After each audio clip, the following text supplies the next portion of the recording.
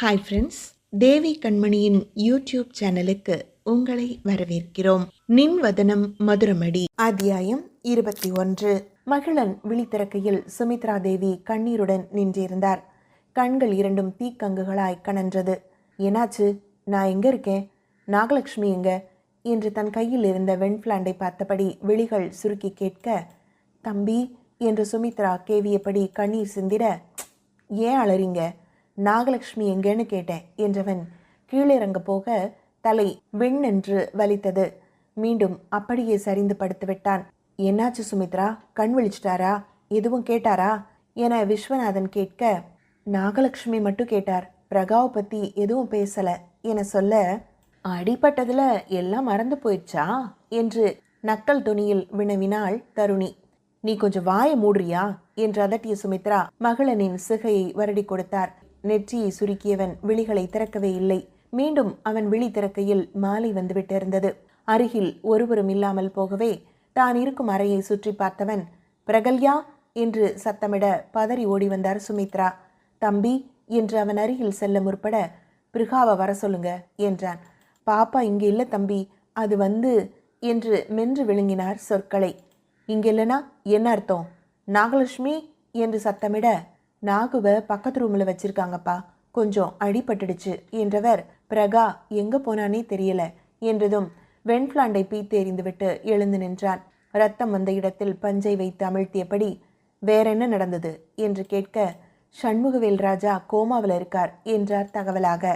அந்த நாய் சாகலையா என்றவன் விறுவிறுவென வெளியே சென்று விட்டான். அவன் நேரே சென்றதென்னவோ அரண்மனைக்குத்தான். ரணியன் நடு கூடத்தில் அமர்ந்திருக்க கோபமாய் உள்நுழைந்தான் மகளன். எங்கடா பிரகா என்று முறைப்புடன் கேட்க, அவளைத்தான் நானும் தேடுறேன் எனும்போதே மகளன் அருகில் ரணியனின் ஆட்கள் அறிவாளுடன் வந்து அவனை சுற்றி வளைத்து நின்றனர். மகளன் இரத்தமாய் சிவந்த விழிகளுடன் நின்றிருக்க எதிரில் மிதப்பாய் அமர்ந்திருந்தான் ரணியன்.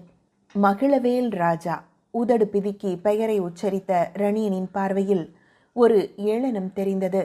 பேரில் மட்டும்தான் நீ ராஜா, ஆனா நிஜத்தில் என்றவன் தன் ஆட்காட்டி விரலை கொண்டு தன் நெஞ்சில் குத்தி காட்டினான். இங்கு தான் தான் ராஜாவென. மரகத நாயகி சத்தம் கேட்டு ஓடி வந்தார். எங்க அண்ணனை சாகர நிலைமையில விட்டுட்டு இங்க எதுக்கடா வந்த என்று அவனை நெருங்க போக ரணியன் பார்த்த பார்வையில் அப்படியே நின்று விட்டார். மகளனின் பார்வையில் சிறிதும் மாற்றமில்லை. திமிராகவே பார்த்திருந்தவனின் தாடையை இறுக்கி, என்னடா நாயே திமிர பாக்குற? ஆள் இல்லைனா என்ன வேணும்னாலும் செய்வியா? இப்போ பாத்தியா நீ எங்க நிக்கன்னு என நக்கலாய் சிரித்துவிட்டு, உனக்கு ஒரு சான்ஸ் தரலாம்னு நினைக்கிறேன் என்றான். எதுக்கு? ராஜாவாகத்தான் என்று கூறிட மரகத நாய்க்கு பதறினார். என்ன மருமகனே, அவனை போய் என்று முகம் சொலித்து பதற, இருங்கத்த நான் இன்னும் பேசி முடிக்கல என்ற ரணியன் மகளனிடம் பார்வையை பதித்தான். உனக்கு பதவி வேணும், எனக்கு என்றவன் சில நிமிடங்கள் கழித்து, பிரகல்யவதனி வேணும் என்றான் நிதானமாக. மகளன் சினத்துடன் அவனை தாக்க முற்பட எங்கிருந்தோ வந்த சிறு கல் ரணியன் நெற்றியை பதம் பார்த்தது. ஸ்வீகா நின்றிருந்தாள் கோபத்துடன். மாமா நீங்க விலகி வாங்க என்று ஸ்வீகா சொல்ல, ரணியனோ ஒற்றை புருவம் உயர்த்தி, என்னத்த உங்க பொண்ணு அவனுக்கு சப்போர்ட் போல என்றான் எள்ளலாக. ஏய் யார் நீ? என் அம்மாவை அத்தை சொத்தனிட்டு இருக்க என்று எரிச்சல் பட்டவள் மகளனிடம், உடம்பு பரவாயில்லையா மாமா என்று கேட்டுக்கொண்டாள். என்று அவளுக்கு பதிலுரைத்தவன் ரணியனிடம் திரும்பி, வதனி எங்கடா என்று கோபத்தில் கர்ஜிக்க அவனை நக்கலாக பார்த்த ரணியன், முடிஞ்சா கண்டுபிடி என்றான். ஸ்வீகாவை தன் பக்கம் இழுத்து கொண்ட மரகத நாயகி, மருமகனே இவன்கிட்ட என்ன பேச்சு வேண்டி கிடக்கு? இவனை கொன்னுடுங்க முதல்ல என்றார் ஆத்திரமாக. மகிழனோ, உங்களை நினைச்சா ரொம்ப பாவமா இருக்கு மரகத நாயகி. நீங்க ஒரு டம்மி பீஸ்னு எனக்கு தெரியும், ஆனா இவ்வளவு டம்மியா இருப்பீங்கன்னு நினைக்கல என்றவன், என்னை கொல்றது அவ்வளோ ஈஸி கிடையாது. அப்படியே கொல்ல நினைச்சிருந்தா உங்க அண்ணன் தோ இவன் எல்லாரும் இந்நேரம் எரிச்சு சாம்பலாக்கி இருப்பாங்களே. ஆனா செய்ய மாட்டாங்க என்றான் ஸ்திரமான குரலில். அதனால தாண்டா இவ்வளோ ஆட்டம் போடுற என்று ரணியன் கடுப்பாய் மொழிந்தவன், பிரகல்யா எனக்கு வேணும் என்றான். அடுத்தவன் பொண்டாட்டியை கேட்கறது தான் உங்க ராஜவம்ச பழக்கமா மிஸ்டர் ரணியன்? குரல் வந்த திசையை மகிழ்வாய் பார்த்தான் மகளன். பிரகல்யவதனி வந்தாள். அழுத்தமாய் ஒரு பார்வை. மூக்கு நுனி விடைத்திருக்க மகளினிடம் சென்றவள், ராஜான்ற பட்டம் வேணுமா இல்ல இந்த பிரகா வேணுமா என்றாள். அவன் விழிகளில் தன் பார்வையை பதித்தபடி. பிருகா வேணும் என்றான் அழுத்தமான குரலில். அப்போ இந்த பதவி, அரண்மனை என்று வரிசையாக கேட்க, வேண்டா என்றான் ஒற்றை சொல்லில். தென் மிஸ்டர் ரணியன், இதுக்கப்புறம் எங்களை டிஸ்டர்ப் பண்ணக்கூடாது என்றவள். நாம கிளம்பலாம் என்றாள் மகளினிடம். போகலாம் என்று அவளோடு நடந்தான். ரணியன் வியப்பாய் பார்த்து நின்றான் அவர்களை. அங்கே எதுவும் புரியாமல் நின்றது மரகத நாயகிதான். உன் அப்பாவை கொலை பண்ண முயற்சி பண்ணியிருக்காங்க, ஆனா நீ அவங்கள சும்மா விட்டுட்ட என ரணியனிடம் மரகத நாயகி பாய, எங்க டீலிங்கே அதான் என்று கூறியவன், சீக்கிரம் உங்க பொண்ணுக்கும் எனக்கும் கல்யாணம் பண்ண வேண்டிய ஏற்பாட்டை செய்யுங்க என்று கூறிவிட்டு போய்விட்டான். அதெப்படி அவங்கள விட முடியும் என்று கத்த அது காற்றோடு போனது. பிரகல்யாவை அமைதியாக பார்த்திருந்தான் மகளன். சுமித்ரா தங்கியிருந்த பழைய வீட்டிற்குத்தான் வந்திருந்தனர் அனைவரும். சுமித்ரா தேவி குடும்பம், தருணி, அவள் குடும்பம் என மொத்தமாக அங்கே குழுமியிருந்தனர். இப்பவாவது சொல்லுவியா பிருகா என்று கேட்க, சொல்றேன் என்று தனது வாழ்வின் கசந்த நினைவுகளை அவனோடு பகிர துவங்கினாள். எனக்கு அப்பா அம்மா 2 பேரையும் ரொம்ப பிடிக்கும். அஃப்கோர்ஸ் எல்லாருக்கும் பிடிக்கும் தான், ஆனா இது வேற. 2 பேரும் எப்பவும் சிரிச்ச முகத்தோட இருப்பாங்க. எனக்கு தெரிஞ்சு சண்டையே அவங்க போட்டுக்கிட்டதில்லைன்னு நினைக்கிறேன். பெரியம்மா இப்போ சிடுச்சிடுன்னு விழுறாங்களே, அது போல என் குட்டி வயசுல நடந்துக்கிட்டதே இல்லை. என்னை தூக்கி இடுப்புல வச்சா இறக்கியே விட மாட்டாங்களாம். அவ்வளோ பிடிக்குமா. அதை விட அம்மானா அவங்களுக்கு உயிர் என்றாள் வதனி புன்னகையுடன்.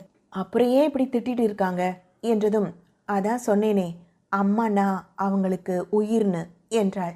புரியலடா என்று கேட்டவனிடம், அம்மா பெரியம்மாவோட சொந்த தங்க, அவங்க கூடவே இருக்கணுங்கிறதுக்காகத்தான் அப்பாவுக்கு அம்மாவை கல்யாணம் பண்ணி வச்சாங்களாம். ஒரு நாள் கூட பிரிஞ்சதே இல்லையா 2 பேரும், அவ்வளோ க்ளோஸ் என்று சிலாகித்தவள், அம்மா என்னால தான் இறந்து போயிட்டாங்கன்னு பெரியம்மாவுக்கு ரொம்ப வருத்தம் என்றாள் வேதனையுடன். பெரியம்மாவுக்கு ஒரே ஒரு பையன் மட்டும்தான், பொம்பளை பிள்ளை கிடையாது. ஆனால் யார் கேட்டாலும் என்ன அவங்க பொண்ணுன்னு சொல்கிற அளவுக்கு பிடிக்கும். என்ன 7 வயசு இருக்கும்னு நினைக்கிறேன். ஒரு நாள் அம்மாவும் அப்பாவும் என்னை அழைச்சிட்டு நாம போனோமே அந்த வீட்டுக்கு வந்தாங்க. என் பிடிவாதத்தில் தான் வந்தாங்க. அங்கே அடிக்கடி போக மாட்டோம், ஆனால் அன்னைக்கு ஏன் பிடிவாதத்தில் அங்கே போனோம். அங்கே தான் அந்த அரக்கன் வந்தான் எனும்போதே ஆத்திரத்தில் விழிகள் சிவந்தது அவளுக்கு. அரசம்பட்டு கிராமம். நாடு விடுதலையாகி எத்தனையோ வருடங்கள் கடந்திருந்தாலும் அந்த ஊர் பழமை மாறாமல் திகழ்ந்தது. அரசாங்கம், மக்களாட்சி என்று எத்தனையோ மாற்றங்கள் உண்டாகி இருந்தாலும் இன்னும் மன்னராட்சி முறையை கைவிடாமல் இருந்தது அவ்வூர்தான். பெரிதாக இது வெளியே தெரியாவிட்டாலும் மக்கள் அனைவரும் அந்த ராஜ குடும்பத்திற்கு உரித்தான மரியாதையை தந்து கொண்டுதான் இருந்தனர். அமரவேந்தன், அருணா தம்பதியின் செல்ல மகள் பிரகல்யவதனி 7 வயதே நிரம்பிய சிட்டுக்குருவி 3ஆம் வகுப்பில் காலடி எடுத்து வைத்திருந்தாள். அப்பா ப்ளீஸ்பா, நம்ம தோட்டத்துக்கு போலாம்ப்பா, அங்க நிறைய கிளி வந்திருக்கான், நான் பார்க்கணும்ப்பா. கிளி பேசுமா, எங்க புக்ல இருக்கு, ப்ளீஸ்பா. கிளி போல மிளற்றும் மகளின் வேண்டுகோளை மறுக்க முடியவில்லை பெற்றவர்களுக்கு. சரி தங்கம், போலாம், நீ கெஞ்சாத சரியா என்று அருணா சொல்லவும் மூவரும் தோட்டத்திற்கு கிளம்பிவிட்டனர். மழை வராப்புல இருக்கு, எதுக்கு தோட்டத்துக்கு என்று பிரகாவின் பெரியம்மா அனுப்ப மறுக்க, பெரியம்மா நான் போகணும் என்று அடம் பிடித்து அழ துவங்கிவிட்டாள் பிரகல்யா. அருணா, அவ சின்ன பிள்ளை, நீ தான் எடுத்து சொல்லணும், வீட்டில் இருங்க என தங்கையிடம் முறையிட துவங்க அருணாவோ, போயிட்டு காலையில் வந்துடுவோங்க்கா என்று தமக்கையை சமாதானம் செய்துவிட்டு கிளம்பினார். என்னவோ அன்று அவர்கள் தோட்டத்திற்கு செல்வது உவப்பானதாக இல்லை அவருக்கு. பிரகிமா, ரொம்ப தூரம் போகக்கூடாது, அங்கே மாமரத்தில் தான் கிளி இருக்கும், பார்த்துட்டு வந்துடணும்.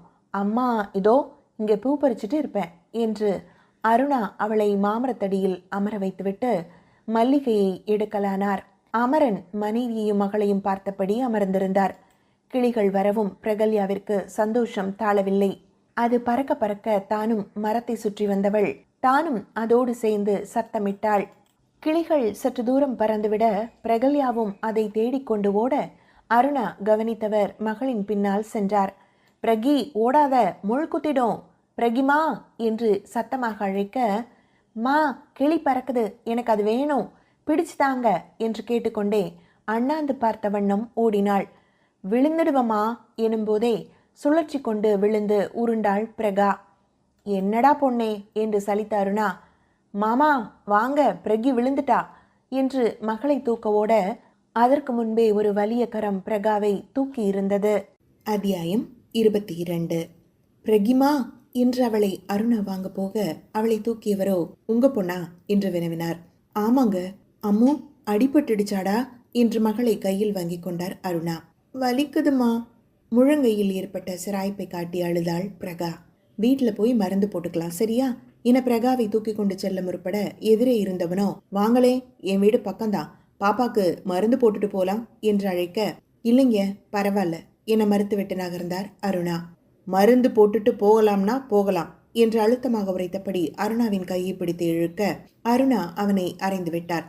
ச்சே பொறுக்கி என்று ஒதுங்கி செல்ல, நிறைய கேட்டாச்சு என்றவன் பிரகாவை பிடுங்கிக் கொள்ள திகைத்து போனார் அருணா. ஏய் மரியாதைய பிள்ளை விடு எனும் போதே அவனுக்கு அடி சரமாரியாக விழுந்திருந்தது. எதிரில் நின்றிருந்தான் சண்முகவேல் ராஜா. அதற்குள் அமரவேந்தனும் வந்துவிட்டார். என்னமாச்சு எனும் போதே சண்முகம், ஏதோ திருட்டு பைய போல் இருக்கு, இது காடு, ஏன் இங்க தனியா வந்தீங்க என தன்மையான குரலில் கேட்க, பிரகா ஓடி வந்ததை கூறிவிட்டு விடை பெற முற்பட, சண்முகம், பாப்பாக்கு ரத்தம் அதிகமா வருது, தோட்டத்துல மருத்து வச்சு இருப்பாங்க, மருந்து போட்டுட்டு கிளம்புங்க என்றான். அரண்மனை வாரிசு அழைக்கையில் எப்படி மறுக்க என்று இருவரும் அவனோடு செல்ல, சொன்னது போலவே மருத்து வச்சு அங்கிருக்க பிரகாவிற்கு பச்சிலையை அரைத்து மருந்து பூசிவிட்டார். ரணியன் அங்கு கிளிகளுடன் விளையாடி கொண்டிருந்தான். பிரகாவிற்கு மறுபடியும் அவைகளை பார்த்து ஆவல் பிறக்க அங்கே கை காட்டினாள். ரணியன் அவளை பார்த்து சிநேகமாக புன்னகைத்தவன், இது வேணுமா என்று கேட்க ஆம் என்று தலையாட்டினாள் சிறுமி அவள்.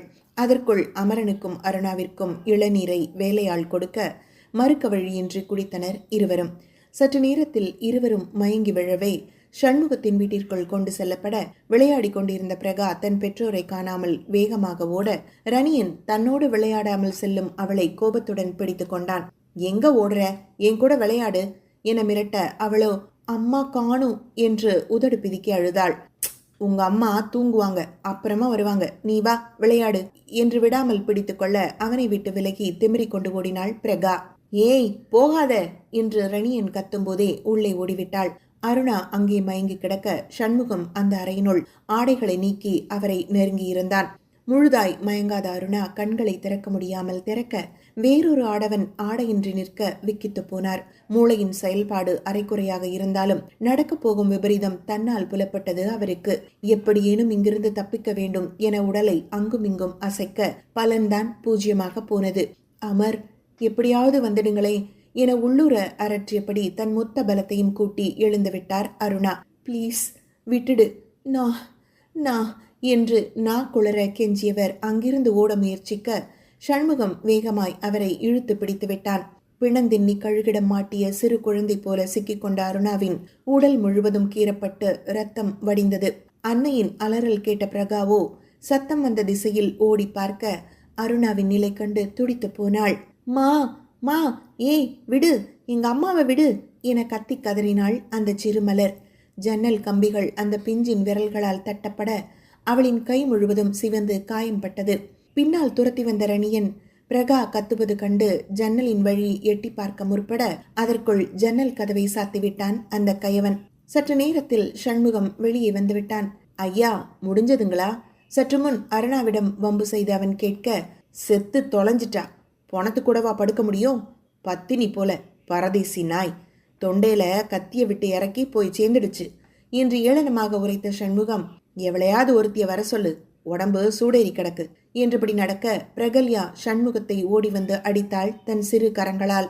ஏய் சே விடு சனியனே என்றவனோ, இது எதுக்காவது ஆவுமாடா என்று அவன் வேலையாளிடம் கேட்டபடி பிரகாவை ஒற்றை கையால் தூக்க ரணியன் ஓடி வந்து விட்டான். விழிகள் செந்நிற குருதியாயிருக்க, அப்பா அவை எனக்கு வேணும் விடு என்று பிரகாவை தன் பக்கம் இழுக்க, சண்முகமோ, பாரா எனக்கு வாரிசானி, என்ஜாய் பண்ணடாம் அவனே என்று பிரகாவை கீழே இறக்கிவிட்ட நொடி அவளை இழுத்து கொண்டு சென்று விட்டான் ரணியன்.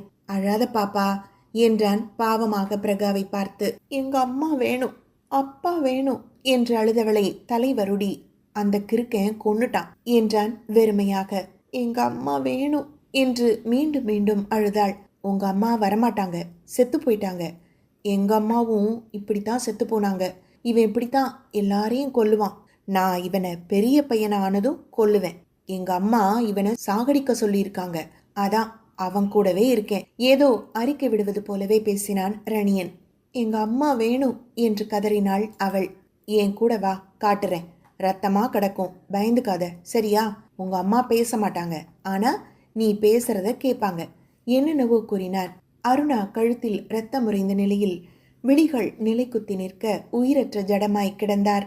அவர் அருகிலேயே அமரவேந்தனும் கழுத்து அறுபட்ட நிலையில் உயிரற்று கிடக்க துடித்து போனாள் பெண்ணவள். இன்று நடந்தது போல உடல் உதறியது அவளுக்கு. அதுக்கப்புறம் அவங்க 2 பேரையும் தோட்டத்து புதர்ல போட்டாங்க. என்ன ஒரு மரத்தடியில போட்டிருந்தாங்க. கண்ணு முழிச்சு பார்த்தா அப்பா அம்மாவை சுடுகாட்டில் எரிக்க கொண்டு போனாங்க. கத்தி அழுதேன். தாத்தாவும் பாட்டியும் அரவணைச்சாங்க. சாப்பிடல, தூங்கல. கண்ணு மூடினா அம்மா ரத்தமா கிடக்கிற மாதிரியே தோணும். பெரியம்மா பக்கத்திலே வரல. 2 தடவை பெரியம்மாவை ஹாஸ்பிட்டலில் வச்சிருந்தாங்க. அது ஞாபகம் இருக்கு. விவரம் தெரிஞ்சதும் தான் எனக்கு தெரிஞ்சது அம்மா இறந்து போனதுல வேதனை தாங்காம தற்கொலை பண்ணிக்க போனாங்கன்னு. அப்புறம் 2 வருஷம் அங்கேயே இருந்து படித்தேன். நான் தான் பார்த்துருக்கேனே. எப்படிடா அந்த துக்கத்துல இருந்து வெளியே வந்த என்று வருத்தமாக கேட்டான் மகிழன். வெளியே வர முடியல. அம்மா வேணும்னு தோணும். அப்பா வண்டியில கூட்டிட்டு போகணும்னு தோணும். எப்போ சோறு ஊட்டுவாங்கன்னு கேட்க தோணும்.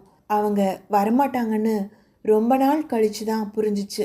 இது நாள் வரையில தூக்கியே வச்சிருந்த பெரியம்மா ஆறுதல் சொல்லக்கூட பக்கத்தில் வரல. அழுகையாக வந்துச்சு. தருணிக்கு அம்மா சோறு போடுவாங்க, ஆனால் யமன்னு திட்டுவாங்க. பெத்தவங்களை முழுங்கினதுன்னு நறுக்குன்னு கொட்டி தான் சோறு போடுவாங்க. சாப்பிடவே பிடிக்காது. நானா தலை சிவிப்பேன், துணி துவச்சுப்பேன் என சொல்லும்போதே அவளை அணைத்து கொண்டான் ஆறுதலாக. ஒரு நாள் எல்லாரும் படம் பார்க்கும்போது அந்த படத்தில் யமதூதுவர்கள் வந்து ஒரு மனுஷனோட உயிரை பிடிச்சிட்டு போகிற மாதிரி காட்டினாங்க. அப்போது தரணிக்கா இது யாருமான்னு அவங்க அம்மா கிட்ட கேட்க அவங்க விளக்க சொல்லி என்னை காட்டி, உங்கள் சித்தப்பா சித்திய இப்படி தான் இவ கூட்டிகிட்டு போய் அவங்க செத்துட்டாங்கன்னு சொன்னாங்க. அதுலேருந்து என் அண்ணன் எல்லாம் கிங்கரான்னு கூப்பிட்டு வம்பு பண்ணுவாங்க. ஆனால் தருணிக்கா மட்டும் அப்படி கூப்பிட மாட்டா. எனக்கு அதனால் அவளை பிடிக்கும். என்னை அப்படி கூப்பிடாதீங்கன்னு கத்துவேன். பெரியம்மா கிட்ட சொல்லி அழுதேன். அவங்க இல்லை என்று விசும்பியவள், அவங்க அப்படித்தான் கூப்பிடுவாங்க, நானும் இனிமே அப்படித்தான் கூப்பிடுவேன். என் தங்கச்சியை கொண்ட பாவி நீன்னு ஆத்திரமா கத்திட்டாங்க. 2 வருஷம் ஆச்சு. இதெல்லாம் இனிமே இப்படித்தானே ஏற்றுக்க. நீங்கள் வந்து பேசும்போது தெரியாது நீங்கள் அவரோட பையன்னு. ஏன் அரண்மனை ஆள் தான் அந்த அரக்கண்ணும் எனக்கு ரொம்ப வருஷமாக தெரியாது என்றாள். அப்புறம் எப்படி தெரிஞ்சது கேட்க ஆவலுடன் நின்றான் மகளன். ரணியின் மூலமா என்றாள். அவன் மூலமாவா என வியப்பாய் கேட்க, தாத்தா இறந்து போனப்ப ஹாஸ்பிட்டலில் இருந்தோமே, அப்போ வந்து என்னை மீட் பண்ணான். நான் அந்த டைம் அங்கே தானடா இருந்தேன். உனக்கு தண்ணி தந்தேனே, ஞாபகம் இருக்கா? மிரட்டி குடிக்க வச்சேனே என மருத்துவமனையில் நடந்ததை நினைவுபடுத்தினான் மகளன். அப்போது நீங்கள் யாருன்னு கூட எனக்கு தெரியல. ஆறுதலாக இருந்த தாத்தாவும் விட்டு போனாரேன்னு எனக்கு தாங்க முடியாத வருத்தம். அதோட படிப்பு போச்சேன்னு கவலை. படித்து முடிச்சு எங்கேயாவது வேலை வாங்கிட்டு ஓடிட நினச்சேன். ஆனால் அது நடக்க முடியாமல் போயிருமோன்னு தான் அன்னைக்கு அப்படி அழுதேன் என்றாள் விளக்கமாக. ரணியனை எங்கே மீட் பண்ண? ஹாஸ்பிட்டலில் தான். நீங்கள் தண்ணி தந்ததும் குடிச்சிட்டு பெரியப்பா கூப்பிடவும் ஓடுனனே, அப்போது அவங்க மேலே இடித்து கீழே விழுந்துட்டேன். என் பேர் சொல்லி கூப்பிட்டாங்க. என்னை தனியாக மீட் பண்ண விசிட்டிங் கார்டெல்லாம் தந்தாங்க. கூடவே ஒரு லெட்டரும் இருந்தது. உங்கள் அம்மா அப்பா சாவுக்கு காரணமானவனை பார்க்கணுமான்னு கேட்டு. யோசிக்கவே இல்லை, போயிட்டேன். இதனால நானும் செத்தாலும் பரவாயில்லன்னு நினச்சி தான் போனேன். ஆனால் அவனை மட்டும் உயிரோடு விடக்கூடாதுன்னு போனேன். ரணியை கூப்பிட்டான் என்றவள் அன்றைய நாளை மனக்கண்ணில் கொண்டு வந்தாள். அத்தியாயம் 23. அந்த உணவகத்தில் ரணியன் தவிர வேறு யாரும் இல்லை. தயங்கி வந்தவளை பார்த்து புன்னகைத்தான் அவன். ஓய் பாப்பா, இங்கே இருக்கேன் வா என்று அழைத்திட, யாருடா இவன் என்றுதான் தோன்றியது அவளுக்கு. என்ன அடையாளம் தெரியலையா என்று கேட்டு வைத்தான். இல்லை என்று தலையாட்டியவள் அவனை ஆராய்ச்சி பார்வை பார்த்தாள். ரணியன் இப்போ உன் நினைவுக்கு வருதா என்று அவளிடம் கேட்க, நினைவில்லை என்றே தலையாட்டினாள். உங்க அம்மா அப்பா இறந்தபோது உன் கூட இருந்தேன் என்று பட்டன அவன் உரைத்திட, சட்டென விழிகள் கலங்கி போனது அவளுக்கு. நடுங்கி போய் நிற்க முடியாமல் அந்த நாற்காலியில் அமர்ந்து கொண்டாள். இவ்வளோ எமோஷனல் ஆகாத என்றவன் தண்ணீர் நிரம்பிய கண்ணாடி குவளையை அவள் பக்கம் நகர்த்தி வைத்தான். எதையும் யோசிக்காமல் தண்ணீரை மடமடவென்று தொண்டைக்குள் சரித்தவள், நீங்க என்று மறுபடியும் படபடப்புடன் கேட்க, அதான் சொன்னேனே ரணியன் என்றான் நிதானமாக. எதுக்காக வர சொன்னீங்க என்று கேட்க, உன் அம்மா அப்பாவை கொன்னவனை பழிவாங்க வேண்டாமா என்று ஒவ்வொரு வார்த்தைக்கும் அழுத்தம் கொடுத்து கேட்க பிரகாவின் விழிகள் கோபத்தில் சிவந்தது. ஆனாலும் அவன் ஏன் தனக்கு உதவ வேண்டும் என்று யோசித்தாள். நான் ஏன் உனக்கு ஹெல்ப் பண்ணணும்னு யோசிக்கிறியா என மிக சரியாக அவளின் மனதை படித்தவனாக கேட்டான். உண்மைதான், என்னைக்கா இருந்தாலும் அந்த ராட்சசனை நான் கொல்லுவேன். ஆனால் அதில் உன் பங்கு இருக்கணும்னு தான் ஆசைப்படுறேன். அவன் உன் அம்மா அப்பாவை கொன்று இருக்கக்கூடாதே என்றான் அமர்த்தலாக. கொல்லணும், அவனை கொல்லணும் என உணர்ச்சி வசப்பட்டிருந்தாள் பிரகா.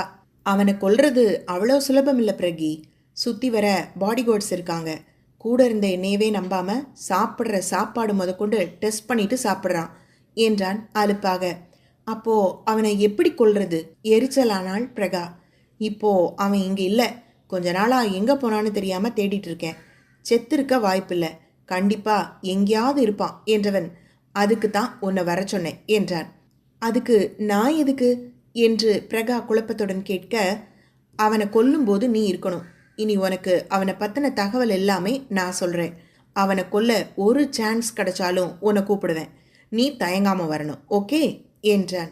அன்றைய நினைவிலிருந்து வெளியே வந்தவள், அதுக்கப்புறம் சண்முக பற்றின விஷயங்கள் ஏதாவதுனா என்கிட்ட சொல்லுவார், எப்போவாவது கால் பண்ணுவார் என்றவள் லாஸ்ட்டாக சுமித்ரா அத்தை தரணி அக்காவை பொண்ணு பார்க்க வந்த பிறகு கூப்பிட்டாரு என்றாள்.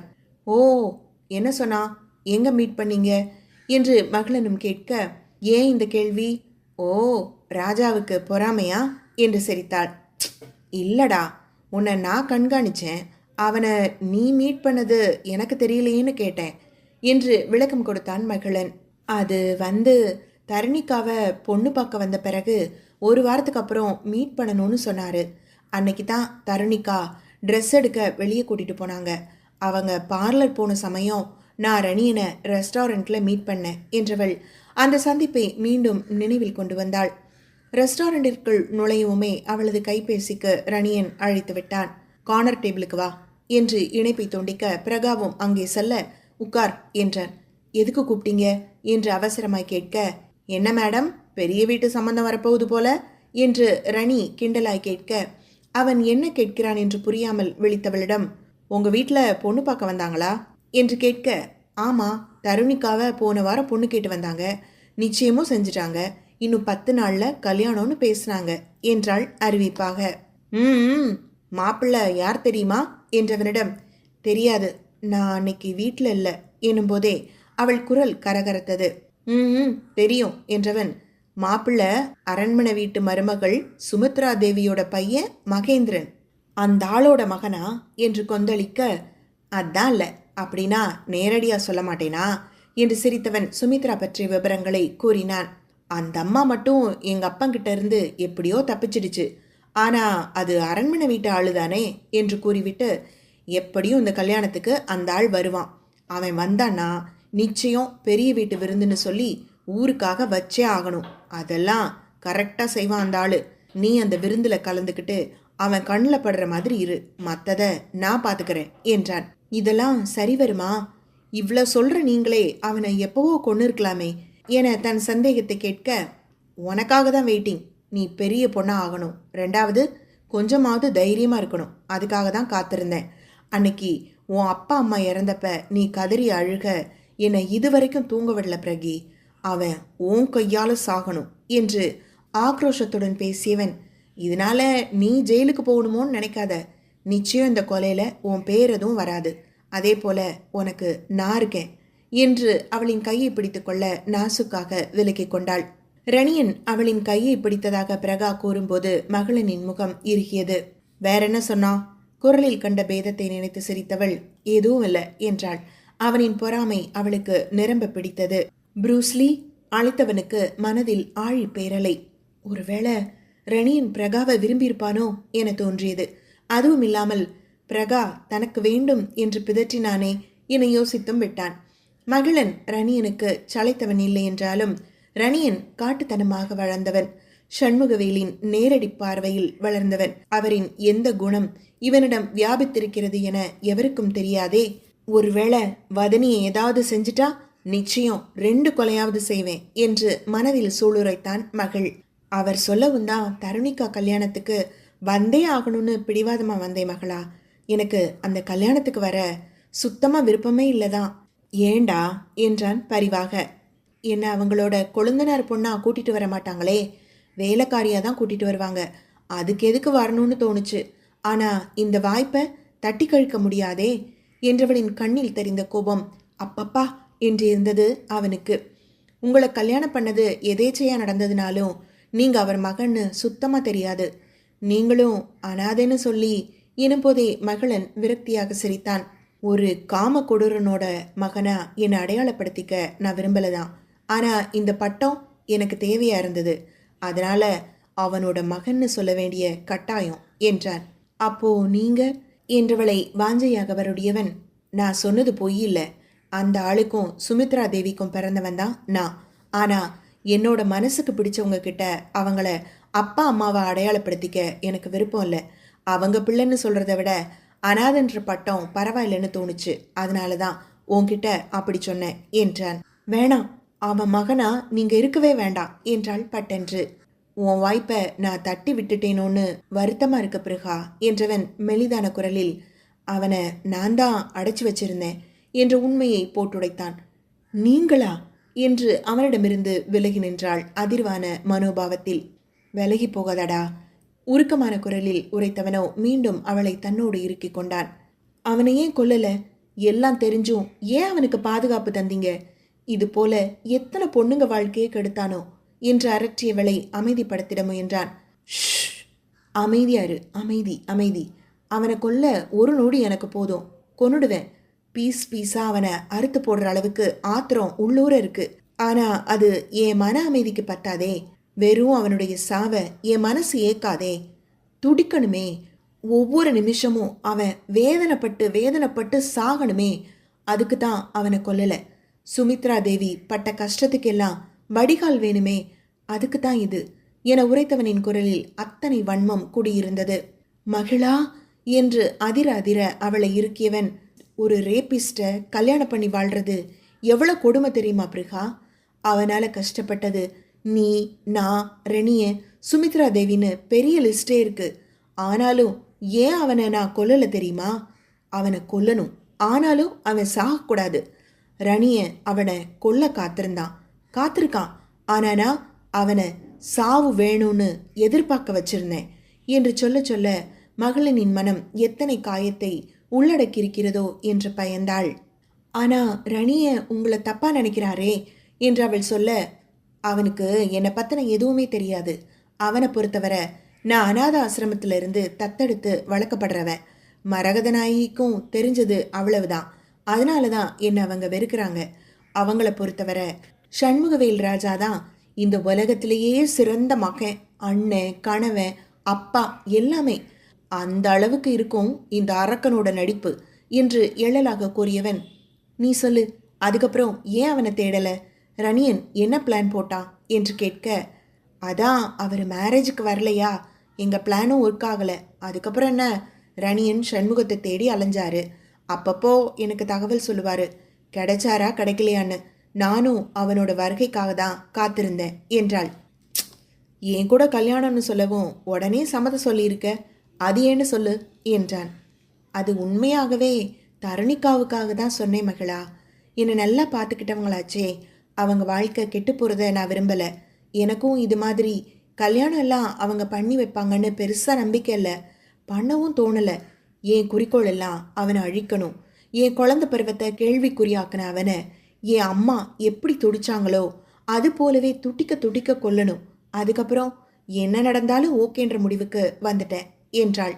ஆனால் ஒரு விஷயம், உன் தருணிகா கல்யாணம் நடந்ததுனால உனக்கு திடீர் கல்யாணம் ஆனதா நினச்சிக்காத என்றவன், நான் உன்னை கல்யாணம் பண்ணணுங்கிறதுக்காக தான் தருணியை மகேந்திரனுக்கு செலக்ட் பண்ணேன் என்று சொல்லி அவளை அதிர வைத்தான். இது என்ன, காதை சுற்றி மூக்க தொடுறீங்க? இதுக்கு நேரடியாக நீங்கள் என்னை பொண்ணு கேட்டு வந்தே மேரேஜ் பண்ணியிருக்கலாமே, எனக்கும் கிராண்டாக மண்டபத்தில் கல்யாணம் நடந்திருக்குமே என்று தனது ஆதங்கத்தை அவள் கொட்ட அடக்க மாட்டாமல் சிரித்தான். பதில் சொல்லுங்க என்று கடுப்பாய் கேட்க, உன்னை பொண்ணு கேட்டிருந்தா இவ்வளோ பெரிய வீட்டில் இருந்து இவளுக்கு மாப்பிள்ளை வர்றதான்னு பொறாமையில இந்த கல்யாணத்தை நடத்த விட மாட்டாங்கன்னு உன் பெரியம்மா தந்த ஐடியா தான் அது என்றான் விளக்கமாக. பெரியம்மாவா என ஆச்சரியமாய் கேட்க, நான் உன்னை பொண்ணு கேட்டதே அவங்க கிட்ட தான் என்றான் அடுத்ததாக. இன்னும் வேற என்னென்ன நடந்திருக்கு என்று அவள் வியப்பாய் கேட்க, எல்லாமே உனக்காக நான் நடத்தினது பிறகா, இந்த வதனம் எனக்கு மதுரமாச்சே, விட்டுடுவேனா என்ன என்ற ஆசையாக அவள் வதனத்தை விரல் கொண்டு வருடினான். அத்தியாயம் 24. மகளனின் பதிலுக்காக காத்திருந்தாள் பிரகா. உன்னோட 10 வயசுல நான் உன்னை பார்த்துருந்தாலும் அப்போ எதுவும் எனக்கு தோணுனதில்லை பிரகா. ஜஸ்ட் ஒரு குட்டி பொண்ணு வாண்டு இப்படிதான் கடந்தேன் என்றதும் பிரகாவின் முகத்தில் தெள்ளியதோர் அரும்பு சிரிப்பு. மறுபடியும் உன்னை 6 வருஷம் கழிச்சு அந்த ஹாஸ்பிட்டலில் உன் தாத்தா இறந்தப்ப தான் பார்த்தேன். அப்பவும் பெருசாக எதுவும் தோணலை. நீ அழுதுட்டு இருந்த. விசாரித்து பார்த்தா நான் பேனா வாங்கி தந்த குட்டி வாண்டு. உன் அழுக ஒரு மாதிரி சங்கடத்தை தந்தது. அதுவும் நீ கீழே விழுந்துட்ட. யாருமே தூக்கல் என்னதும் சட்டுன்னு கோபம் வந்துடுச்சு. அதான் வேகமாக வந்தேன். அப்புறம் தண்ணி தந்தேன், அவ்வளோதான். உங்கள் வீட்டுக்கு இறப்பில் கலந்துக்கணுமேனு முறைக்காக வந்தது தான். அப்போ உன் பெரியம்மாவை பார்த்தேன் என்றான் அமைதியாக. பெரியம்மா பெரியம்மா என்று தடுமாறியவளை அன்பொழுக பார்த்தவன், எஸ், அவங்க தான் எனக்கு ஹெல்ப் பண்ணாங்க என்றான். புரியவே இல்லை என்றாள் பாவமாக. நீ இனி படிக்க முடியாது, தாத்தா தான் படிக்க வைக்கிறேன்னு சொன்னாங்கன்னு அழுதியே, நினைவிருக்கா என்றதும் ஆமா என்றாள். நீ அழுது பாவமாக இருந்துச்சு. பெரும்பாலும் வசதி இல்லாத வீட்டு பிள்ளைங்களுக்கு ட்ரஸ்ட் மூலமாக படிக்க உதவி செய்வேன். அதுபோல் உனக்கும் ஹெல்ப் பண்ண நினச்சேன். அந்த விஷயமா உன் பெரியப்பா கிட்ட பேச அவர் உங்கள் பெரியம்மா முகத்தை பார்த்தாரு. அவங்க அவளை படிக்க வைக்கணும் தான் தம்பி, ஆனால் எங்களுக்கு அந்த அளவு வசதி கிடையாது. அதான் ஏதாவது மாப்பிள்ளை வந்தால் கட்டி கொடுக்க நினச்சிருக்கோன்னு சொல்லிட்டாங்க. ஓ என்று தலையாட்டி கொண்டாள். உன் மார்க்கை கேட்டால் 1050ன்னு சொல்கிறாங்க. எனக்கு ஜெர்க்காயிடுச்சு. இவ்வளோ மார்க் எடுத்த பொண்ணுக்கு கல்யாணமானு நினச்சா உன் கலங்கின முகம் வந்து நிற்கிது. எனக்கு கண்டிப்பாக ஹெல்ப் பண்ணணும்னு நினச்சி உதவி செய்ய முன் வந்தேன். செஞ்சேன். நீயும் அழகாக படித்த. நான் எதிர்பார்த்ததை விட நல்ல மார்க் ஸ்கோர் பண்ணி திகைக்க வச்சுட்ட. பேசாமல் ஏதாவது ஐஐடியில் மேற்படிப்பு படிக்க வைக்கலாமான்னு கூட நினச்சேன். அப்புறம்தான் தெரிஞ்சது தரணியோட பேரண்ட்ஸ் உனக்கு ஒரு சூப்பரான மாப்பிள்ளை பார்த்த விஷயத்த என்றதும் அதிர்ந்து அவனை பார்த்தாள் வதனி. நிஜம்டா பொண்ணே, உன் ப்ராப்பர்ட்டிஸ் அனுபவிக்கிறதால உன் பெரியம்மா சண்டை போட்டிருக்காங்க. அவளோடதை திருப்பி தந்துடுங்க, இல்லை கோர்ட்டில் கேஸ் போடுவேன்னு சொல்லி மிரட்டவும் அவங்க பயந்து போய் உனக்கு ஒரு அருமையான மாப்பிள்ளை பார்த்துருக்காங்க. நல்ல தரமான குடிகாரன். யாராவது குவார்டர் வாங்கி தந்தா கொலை கூட செய்வான். அப்படி ஒரு நல்லவன் எனும்போதே கோபத்தில் முகம் சிவந்து போனான் மகளன். இதெல்லாம் எனக்கு தெரியாதே என்றவள் கண்ணீருடன் பாவமாக உதடு பிதுக்க, ரிலாக்ஸ்டா பொண்ணே என அணைத்தபடி மேலும் பேசினான். விஷயம் என்கிட்ட வந்தது. ஏதாவது செஞ்சு இதை தடுத்துட முடியுமா தம்பின்னு உங்கள் பெரியம்மா கேட்டாங்க. நானும் சரின்னு சொல்லிட்டேன். அந்த சமயத்தில் தான் தருணி அவங்க அம்மா அப்பா கிட்ட உனக்காக சண்டை போட்டா. இப்படிப்பட்ட மாப்பிள்ளைக்கு உன்னை கட்டித்தரக்கூடாதுன்னு அவ்வளோ பிரச்சனை பண்ணி இருந்தா. அவங்க கேட்கவே இல்லை. அப்புறம்தான் நான் உன்னை மேலே படிக்க வைக்க நினச்சி பேச வரும்போது மேடம் எனக்குள்ள காற்று போல புகுந்துட்டீங்க. நிஜமா அந்த குட்டி வாண்டு என் மனசை கொள்ளையடிச்சிட்டா என அப்போதுதான் நடந்தது போல சிலாகித்தான். ஏதோ உங்கள் காலேஜில் ஃபங்க்ஷன், அதுக்காக மேடம் தாவணி பாவாடை போட்டிருந்தீங்க. லாவெண்டர் கலர் பாவாடை, வெள்ளை தாவணி. வாவுடா பொண்ணே, மனசை அள்ளிட்டு தெரியுமா நீ? மனோரஞ்சித பூவை ஸ்மெல் பண்ணிக்கிட்டு அங்கிருந்த பெஞ்சில் உட்காந்து காலை ஆட்டிட்டு இருந்தியே. கண்ணை மூடி லயிச்சு ரசிச்சு பா, கண் எடுக்க முடியல என்னால். என்னடா பண்ணுற நீ? அந்த பொண்ணுக்கும் உனக்கும் 10 வருஷம் வித்தியாசம்.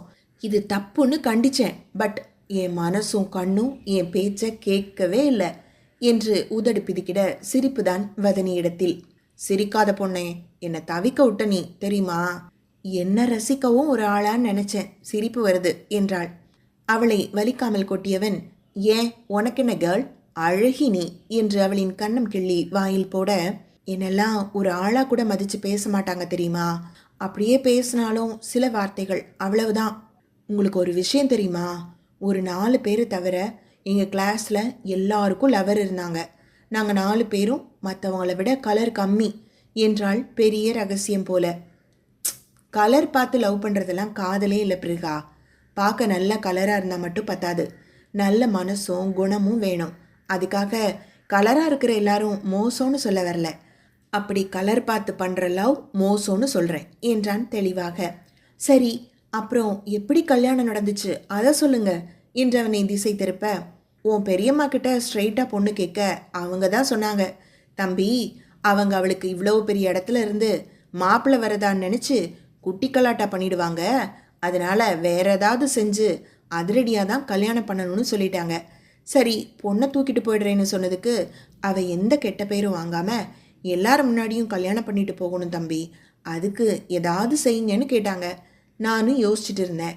அப்போதான் உன் தருணிக்காவை மகையும் பார்த்துட்டு, அண்ணா யார் அந்த பொண்ணுன்னு கேட்க, நானும் எதுக்கு கேட்குறான்னு பார்த்தேன். பையன் பார்வை ரசனையாக படவுமே சும்மா உங்கள் வீட்டு பொண்ணுன்னு சொல்லிட்டு விட்டுட்டேன்.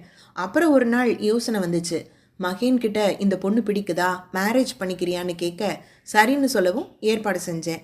தென் எனக்கும் அதே நாளில் கல்யாணம் ஆகிறத போலவும் அது நின்ன மாதிரியும் பிளான் போட்டு உன்னை அங்கே வரவழைச்சு மேரேஜை முடிச்சாச்சு என்றான் இலகுவாக. அப்போது உங்களுக்கு பார்த்த பொண்ணு என்றதும், அது நீதான், அங்கே பேசின வதந்தி எல்லாம் தருணி பேரண்ட்ஸ்க்காக சொன்னது என்றவன், அவங்கள உருட்டி மிரட்டி கூட உன்னை தூக்கியிருப்பேன் பிரிகா, பட் அது உனக்கு சங்கடமாக போகும். நீ தயக்கமாக என் கூட ஏன் பிடிக்காம கூட லைஃப்பை ஸ்டார்ட் பண்ணியிருக்கலாம், அதனால தான் செய்யலை என்றவன். இன்னொரு காரணம் மரகத நாயகி, அவங்க எனக்கு எந்த நல்லதும் நடந்துடக்கூடாதுன்றதுல குறியாக இருந்தாங்க. லாஸ்ட்டாக தான் எனக்கு அன்னைக்கு கல்யாணம்னு சுமித்ரா தேவி மூலமாக தெரிஞ்சுக்கிட்டு மகேன் கல்யாணத்துக்கு கூட வரல என்று நீண்ட நெடிய விளக்கம் தந்தான். அவனின் மடியிலிருந்து எழுந்து கொண்டவள் சட்டென அணைத்து கொள்ள மென் புன்னகை மகளினிடத்தில். ப்ரூஸ்லி என்ன சிரித்து வைக்க, இவ்வளவு நாளில் ஒரு டைமாவது இதை சொன்னீங்களா என்றாள் சினுங்களாய். சொல்லித்தான் நான் உன் கூட வாழணும் அப்ரிகா, நீ உணரணும், அதுதான் எனக்கு முக்கியம். உணர்ந்தியா? வினா வாக்கியத்தில் அவன் நிறுத்திட, உணர்தல் என்றால் என்ன என்பதை செயலில் விடையை தந்திருந்தாள் அவள். தூங்கலாண்டா என்று கண்கள் சுருங்கிட கேட்க அவனோடு இணைந்து கொண்டாள். படுக்கையில் மட்டும் உறக்கம் என்பது அவனுக்கு மட்டுமே உரித்தாகிற்று. மகளினின் ஒவ்வொரு வார்த்தைகளும் நங்கூரமாய் இறங்கியது பிரகாவின் இதயத்தில். இவனுக்கு நான் என்ன செய்தேன்? எத்தனை காதல் என்னிடத்தில்! இவ்வளவு திட்டமிட்டு அழகாய் நடத்தி இருக்கிறான் திருமணத்தை. பிரம்மாண்டமாய் நடந்திருந்தால் கூட இத்தனை மகிழ்ச்சி கிடைத்திருக்குமா தெரியவில்லை. ஆனால் அவன் கூறிய செய்தியில் கிடைத்தது சொல்லனா மகிழ்ச்சி. சந்தோஷத்தில் உறக்கம் கூட வர மறுத்தது அவளுக்கு. காது மடலில் மூச்சு காற்றை சிதறடித்தவன், தூக்கம் வரலையா ப்ரூஸ்லி? ஹஸ்கியான குரலில் கேட்டு அவளை நாணமெனும் மழையில் நனைய வைத்திருந்தான். தூங்கவே தோணல என்றாள் அவன் பக்கமாய் திரும்பி படுத்து. அவளின் நெற்றியில் முட்டியவன், அப்போ தூங்க வேண்டாம் என அவளின் மூச்சுக்காற்றில் தன் சுவாசத்தை கலந்தான். மெல்லிய ஸ்பரிசங்கள் மேனி தழுவிட வன்மையின் முரண்கள் எல்லாம் அவளால் அங்கீகரிக்கப்பட்டது. தன் திருமணத்தை எப்படி நடத்தினான் என்பதை கூறியிருக்க சுனாமியாய் சுழற்றியடித்த எண்ணங்கள் எல்லாம் அமைதியாய் உறைந்து கிடக்கும் வானிலையாக மாறியிருந்தது. பெரியம்மாவிடம் பேச வேண்டும் என்ற எண்ணம் வியாபித்திருந்தது. பாசத்தை வெளிக்காட்டாது எத்தனை சாதுரியமாக செயல்பட்டு இருக்கிறார் என வியந்தாள். ரணியன் சண்முகவேலின் அருகில் அமர்ந்திருந்தான். மூக்கில் ஆக்சிஜனுக்காக வைத்திருந்த டியூபை வைப்பதும் அகற்றுவதுமாக விளையாடி கொண்டிருந்தான். அவர் ஒவ்வொரு முறையும் மூச்சு திணறும் போதும் அத்தனை நிறைவு அவனிடத்தில். உன்னை உடனே நான் கொல்லுவேன் அப்பா, கொஞ்சம் கொஞ்சமா சாகணுப்பா நீ. இப்படித்தானே என் அம்மாவை கொன்ன, அவங்க என்ன செஞ்சாங்க? உன்னை எவ்வளோ நல்லா பார்த்துக்கிட்டாங்க, அப்புறம் ஏன் கொன்ன? இப்படித்தானே மூச்சு வாங்கினாங்க என மாஸ்கை எடுத்து விட்டவன் சற்று நேரத்தில் மாட்டிவிட்டான். உன்னை இப்படி செய்யறது போர் அடிக்குதுப்பா, வேற விளையாட்டு விளையாடுவோமா என்றான் வன்மமாக சிரித்தபடி. ஒரு பாட்டிலில் இருந்த சர்க்கரை தண்ணீரை அவர் தொடையில் ஊற்றினான். சர்க்கரை தண்ணிக்கு எறும்பு வரும் இல்லப்பா என்று கேட்டபடி இன்னொரு டப்பாவை எடுத்தவன், அது எப்போ வர்றது? நான் எப்போ நீ கதறும்போது ரசிக்கிறது? டைம் எடுக்கும். ஸோ நானே எறும்பையும் அழைச்சிட்டு வந்துட்டேன் என்றபடி சுள்ளெரும்பு நிறைந்த அந்த டப்பாவை அவரின் தொடையில் கவிழ்த்தான். சண்முகவேல் வலியில் கத்த முடியாமல் தவிக்க ரணியன் சந்தோஷத்துடன் பார்த்திருந்தான். அத்தியாயம் 25. ரணியன் எறும்புகளை விட்டு கொண்டிருக்க சண்முகவேல் வலியும் எரிச்சலும் தாங்காமல் துடித்தார். அலறவும் இயலவில்லை. மூச்சு வாங்கியது. அரை மணி நேரம் கழித்தே எறும்புகளை அகற்றினான். அதுவும் மரகத நாயகி வருகையை கேட்டதும். என்ன மருமகனே, அண்ணன் எப்படி இருக்காங்க? பாசமழை பொழிந்தார் மரகதநாயகி. அதே மாதிரிதான் அத்தை. ரணியின் குரலில் அத்தனை சோகம் அப்பி கிடந்தது. கவலைப்படாதீங்க மருமகனே, எல்லாம் சரியாயிடுவாரு.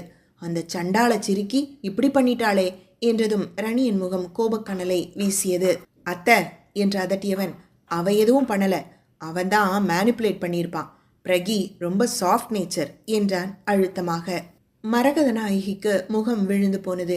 இவன் ஏன் அடுத்தவன் பொண்டாட்டிக்கு சப்போர்ட் பண்ணி பேசுறான் என்ற எரிச்சல் மூல சற்று தனிந்த குரலில், அண்ணன் இப்படி இருக்காங்க, அதான் மருமகனே கவலையா பேசிட்டேன்.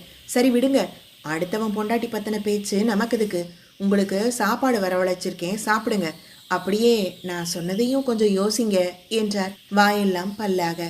ம் என்றவன், நான் ஸ்வீட்டி கிட்ட பேசணும் என்றான். அதெல்லாம் எதுக்கு மருமகனே என்று அதை தவிர்க்க பார்க்க, பேசணும் அவ்வளவுதான், வர சொல்லுங்க என்று எழுந்து கொண்டான். எழுந்தவன், அவருக்கு எறும்பு கடிச்சிருச்சு, இந்த மருந்தை போடுங்க என ஒரு கிரீமை நீட்ட மரகதநாயகி பதறியபடி வாங்கி கொண்டு எறும்பு கடித்த இடத்தை பார்த்தார். கிரீம் போட்டதும் எரியும், கத்துறாரேன்னு போடாம விட்டுறாதீங்க என்று சொல்லிவிட்டு செல்ல, பிறகென்ன, சண்முகவேலின் பாசமிகு தங்கை கையாலேயே அடுத்த தண்டனையை தந்துவிட்டான் ரணியன். மகளன் மனையாளின் மீது கை போட்டு சுகமாய் உறங்கிக் கொண்டிருந்தான். அத்தனை நல்லொருக்கம் அவனுக்கு. மாளிகை இல்லை, குளிரூட்டியின் பனிக்காற்று இல்லை, நறுமணம் இல்லை, பஞ்சுமெத்தை இல்லை. ஆனாலும் சுகமாய் உறங்கும் கணவனை கண்ணிமைக்காமல் பார்த்து கொண்டிருந்தாள் வதனி. எப்படி இவனால் முடிகிறது என யோசித்தவள் இன்னும் நெருங்கி படுத்து கொண்டாள். ஆம், அரண்மனையை விட்டு மனைவியோடு ஒரு குடிசையில் தங்கியிருக்கிறான். அவன் இருக்குமிடம் நாகலட்சுமி தவிர எவரும் அறிந்திலர். சுமித்ராவின் பாதுகாப்பிற்கென நாகலட்சுமியை அங்கேயே இருக்கும்படி பணித்துவிட்டான். சண்முகவேலை படுக்கையில் கிடக்கும்போது சுமித்ராவை யார் என்ன செய்துவிட முடியும் என்று விஸ்வநாதன் கேட்டதற்கு, பாதுகாப்பு தேவை அவ்வளவுதான் என்று முடித்துவிட்டான். தருணிக்கு ஏக கடுப்பு மீண்டும் பழைய வீட்டிற்கே வந்ததில். ஏன் அங்கிருந்தா என்ன போச்சு, எதுக்கு இப்படி அலக்கழிக்கிறீங்க என்று கேட்டவளுக்கு, அரண்மனையில் இனி பிரகாவும் மகளனும் கூட கிடையாது என எண்ணுகையில் சற்று நிம்மதி பிறந்தது. தருணி, அண்ணன் தான் வேணாம்னார், அவர் சொன்னா நிச்சயம் ஏதாவது காரணம் இருக்கும், எதுக்கு இப்படி பேசிட்டே இருக்க என மகன் சலித்து கொண்டே அலுவலகம் கிளம்பினான்.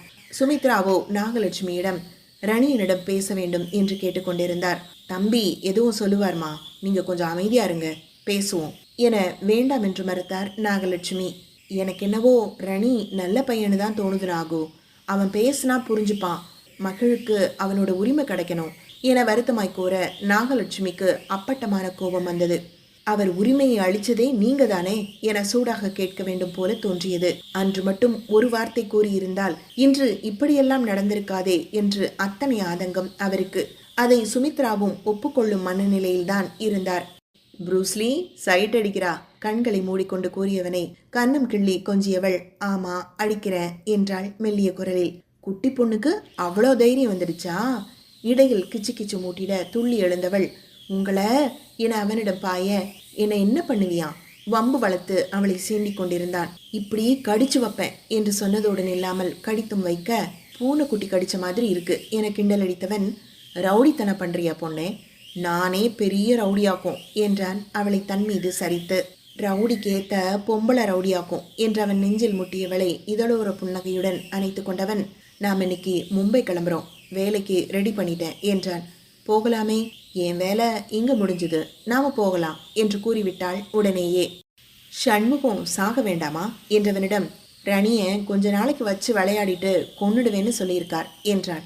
என்ன செய்வானா அந்த முரட்டு முட்டாள், ஒரு நாளைக்கு அவனுக்கு இருக்கு என்று கோபத்துடன் சொல்ல, ஏன் இவ்வளவு கோபம், அவரும் நல்ல பையன்தான் என்றதும் மகளுக்கு அத்தனை எரிச்சல்.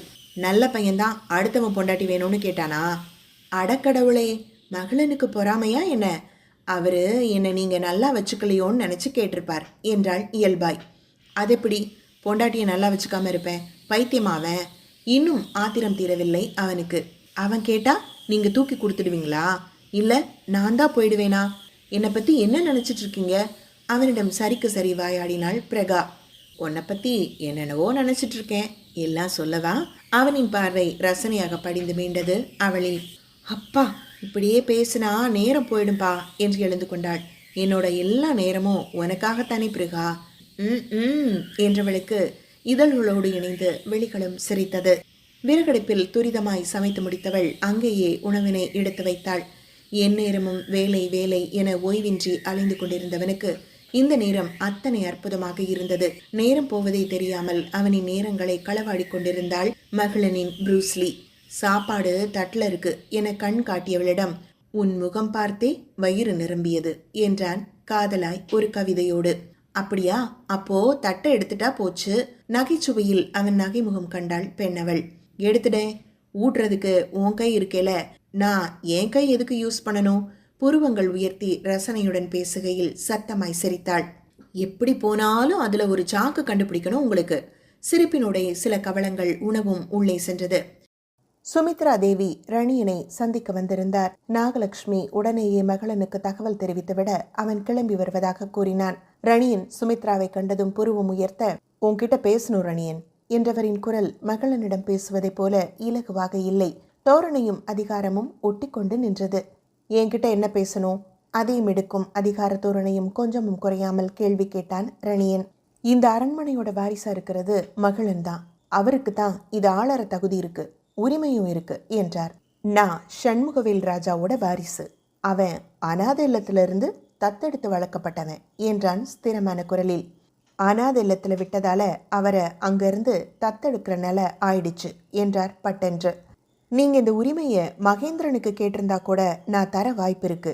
ஏன்னா நீங்க இந்த வீட்டை சேர்ந்தவங்க. ரெண்டாவது, சண்முகவேல் ராஜாவோட முன்னாள் மனைவி. இந்த அரண்மனையை இவ்வளவு தூரம் வளர்த்து விட்டதுல உங்க அப்பாவுக்கும் பங்கு இருக்கு. அந்த உரிமையில கூட மகேந்திரனுக்கு பட்டம் கட்ட சொல்லி கேட்கலாம். ஆனா எவரோ ஒருத்தனுக்காக நீங்க வந்து நிக்கிறது சரியில்லை என்றான் சற்று கடுமையாக. எவனோ ஒருத்தனா? மகளனின் எள்ளல் குரல் சுமித்ராவை வந்தடைய கண்ணீருடன் நின்றார் அவர். ரணியன் கோபமாய் அவனை நெருங்கிட சுமித்ரா பதறி அவனை தடுக்க போக, மகளனோ இடத்தை விட்டு அசையாமல் சுமித்ராவை கூர் போடும் பார்வை பார்த்து நின்றான். அவன் பார்வையில் திணறி மூச்சு வாங்க ரணியனின் கைகளை பற்றியவர், ரணியா சொல்றதை கேளு என்றார் சங்கடமாக. எல்லாத்துக்கும் ஒரு அளவு இருக்கு. இப்ப கூட அவனை நான் கொல்ல முடியும். ஆனாலும் அவன் உயிர் இருக்கிறதுக்கு காரணம் பிரகி மட்டும்தான். இல்லாட்டி இவனை கொன்னு புதைச்சிருப்பேன். அனாதைக்கு அரச பதவி கேட்குதோ? எவனுக்கோ பிறந்தவன் இங்க நாட்டாம செய்வானா என மகளனின் சட்டையை கோர்த்து பிடித்து தூக்க சிறிதும் மகளனின் பார்வை மாறவில்லை. சுமித்ரா காதுகளை பொத்தி கொண்டார். மரகத நாயகி சத்தம் கேட்டு ஓடி வந்தவர், அப்படி சொல்லுங்க மருமகனே, அப்பவாச்சும் இந்த சுமித்ராவுக்கு அறிவு வரட்டும் என்றார் நக்கலாக. போதும் நிறுத்துங்க என கத்திவிட்டார் சுமித்ரா. ஆத்திரம் மேலோங்க, மகிழன் ஏன் மகன்தான், எனக்கும் சண்முகவேலுக்கும் பிறந்த மகன், இந்த அரண்மனையோட முழு உரிமை உள்ள வாரிசு என்றார் கர்ஜனை குரலில். இத எங்களை நம்ப சொல்றியா? என்ன இவன் மிரட்டுறானா உன்ன என்று மரகத நாயகி கோபம் குறையாமல் கேட்க, யாரும் என்ன மிரட்டல, மிரட்டவும் முடியாது. இவன் எங்களுக்கு பிறந்த பையன்தான், போதுமா? இவன் முகத்தை கூட பார்க்காம கொண்டு போய் தூக்கி எறிய சொன்னது நான் தான். எங்கேயோ கொண்டு போய் விட்டுருங்கன்னு சொன்னேன். இவனுக்கு தாய்ப்பால் கூட கொடுக்க மறுத்தேன் என இத்தனை நாட்களும் மறைத்து வைத்திருந்த உண்மையை போட்டுடைத்தார். மகளன் இறுகி போய் நிற்க ரணியனின் கைகள் மகளனின் சட்டையிலிருந்து அனிச்சையாக விடுபட்டு கொண்டிருந்தது. ஆனா ஏன்?